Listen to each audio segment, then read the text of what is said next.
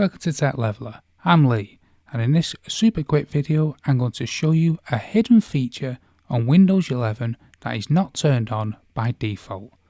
So when something crashes on Windows 11, you need to go to the Start menu here by right clicking it and coming up to the Task Manager, finding the thing that has crashed, selecting it, right clicking it and End Task. Now if I told you that you could right click and end task directly here in the taskbar, that would be a much more convenient process, and for some reason this isn't turned on by default.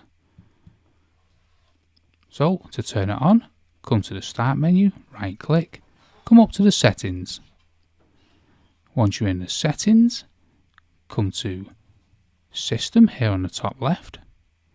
Then you want to scroll down till you find For Developers. Then you'll see here End Task. Enable End Task in Taskbar by right click. So if we turn this on, so now we've turned this on, if you right click here on OBS for instance, you'll see End Task and you'll be able to end the task if something's crashed directly on the taskbar. So if you turn it off, you'll see when you right click it's no longer there. For some reason this isn't on by default. However, I hope this helps you out. If it does, smash the like, smash the subscribe, and thanks for watching.